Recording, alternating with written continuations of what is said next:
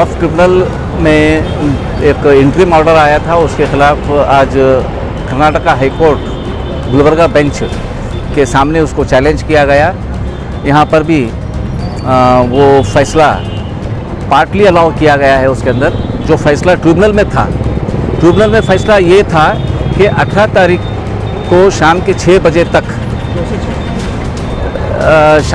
बजे तक वो दरगाह के अंदर दरगाह कमेटी के लोग और जो 15 लोग जो पूजा करेंगे या उर्स करेंगे, वो तमाम लोग 6 बजे तक रहेंगे। 6 बजे के बाद till the disposal of case वो लोग वहाँ पर उस प्रीमाइसिस के अंदर एंटर नहीं करेंगे।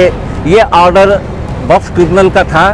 वो ऑर्डर को जब चैलेंज किया गया, आज हाई कोर्ट का फैसला ये आया है कि जो पहला जो ऑर्डर था शाम के 6 बजे तक दोनों के ऊपर पाबंदी थी। 6 बजे के बाद 18 तारीख 6 बजे के बाद दोनों के ऊपर पाबंदी थी।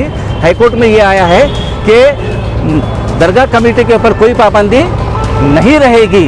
18 तारीख 6 बजे के बाद से कोई पाबंदी नहीं रहेगी। और दूसरे जो लोग हैं, जो अदर साइड जो पूजा करने वाले जो 15 लोग हैं, वो पूजा करने के बाद 18 तारीख को शाम के 6 बजे तक वो वहाँ पर पूजा करने के बाद चले जाएंगे। उसके बाद वहाँ पर स्टेटस को कायम रहेगा। ये फैसला आज हाई कोर्ट ने सुनाया है। ये फैसले के ऊपर बहुत सारे लोगों को मालूम नहीं है कि एक जगह ये भी कह रहे हैं कि जजमेंट दरगाह के हक़ में आया, कुछ लोग ये कह रहे हैं कि अदालत से परमिशन मिली है। तो मैं आप वो लोगों को क्लियर करना चाहता हूँ कि ये 2 केसेस थे, एक केस नहीं था। एक केस जो है 1969 से चल रहा था, वो उसका फैसला भी उसी दिन था 13 फरवरी को, वो दरगाह कमेटी के हक़ में आया। ये दूसरा जो केस था, दूसरा जो केस डाला गया लास्ट ईयर 2022 में जो डाला गया था, वो केस का जो फैसला है वो इंटरिम ऑर्डर के तौर पे तो 13 तारीख को ही आया है, जिसमें ये मामला इतना सब आया है। तो मैं यही कहना चाहता हूँ कि ना हो माहौल से मायूस दुनिया खुद अपनी बना, नई कश्ती नई आंधी नए तूफान पैदा कर। किसी को डरने की ज़रूरत नहीं है, किसी को घबराने की ज़रूरत नहीं है। यहाँ पर कहीं ना कहीं हमारे लोगों की गलती है। मैं वो गलती भी गिनाना नहीं चाह रहा।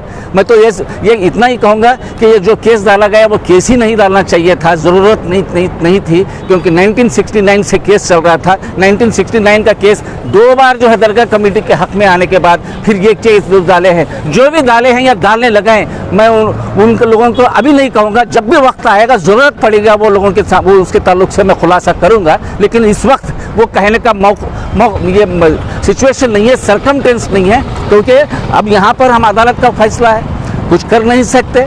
अदालत का फैसला हम मानते आए हैं, हमेशा मानते आए हैं। हम लॉ अबाइडिंग सिटीजन हैं, हम कानून को तोड़ने वाले लोग नहीं हैं, कानून के धज्जियाँ उड़ाने वाले लोग नहीं हैं, हम कानून को मानने वाले लोग हैं। इसीलिए जो है हमको अदालत के फैसले हम पर थोपे जाते हैं। बाबरी मस्जिद का फैसला हो या मुख्तसर जितने भी फैसले हैं, इसी तरह से थोपे जाते हैं और हम इसी तरह से उसको अपनाते जाते हैं, उसको कबूल करते जाते हैं, उनका एहतराम करते रहते हैं और हम इसी तरह से चलते रहते हैं। लेकिन यहाँ पर वक्त की ये ज़रूरत है कि हम जब भी फैसला लेते हैं, जब भी हम कोई कानूनी कार्रवाई करते हैं, तो सोच समझ कर कानूनी कार्रवाई करना चाहिए। एक मामूली एक आदमी वहाँ पर आता है, पेपर अखबार में ऐलान करता है कि मैं वहाँ पर जाऊँगा और धमकी देता है, डिपार्टमेंट को धमकी देता है, पुलिस वालों को धमकी देता है, एडमिनिस्ट्रेशन को धमकी देता है। तो हमारा भी काम था कि डिपार्टमेंट और एडमिनिस्ट्रेशन के साथ मुतालिबा कर सकते थे, हम उनके पास जाकर उनको रिप्रेजेंटेशन कहकर उनके ऊपर पाबंदी डाल सकते थे। अदालत को जाने की ज़रूरत नहीं थी। खैर, अदालत को गए आए, अब यहाँ पर फैसला हुआ, लेकिन यह बात यहाँ पर रुकेगी नहीं। ये बात आगे चलते रहेगी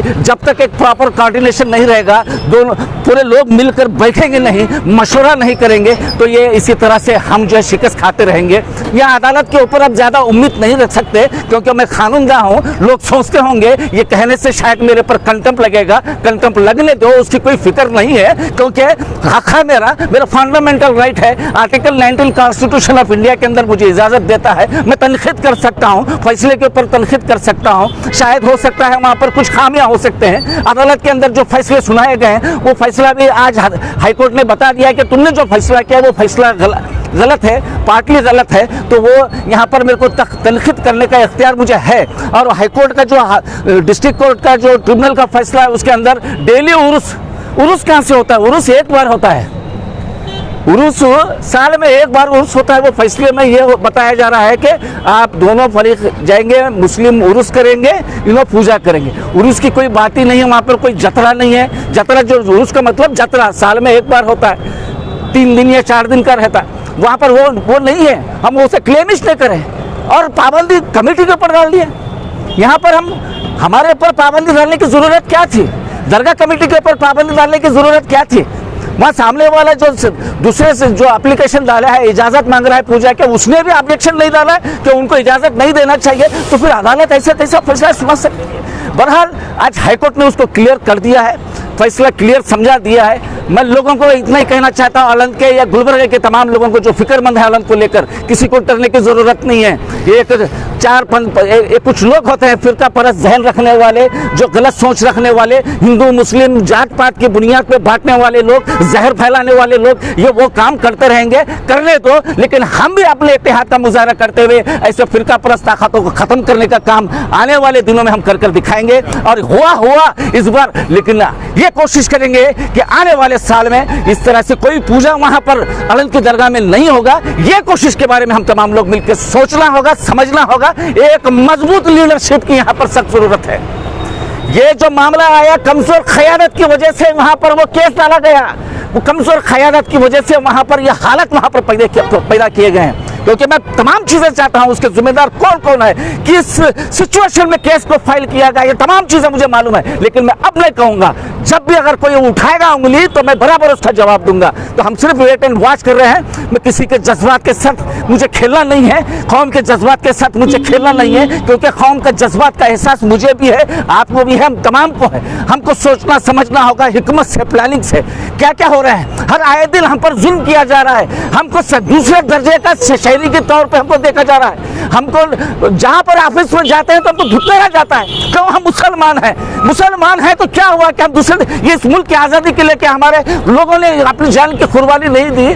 क्या तुम ठेकेदार हैं? हमारा भी बराबर का हक है, यहाँ पर भी हम भी इस मुल्क के शहरी हैं। जिस तरह से तुमको हक है उसी तरह से हमको भी हक है। उसी हक के बुनियाद पर हम लड़ते रहेंगे, हम मुंह तोड़ जवाब देते रहेंगे।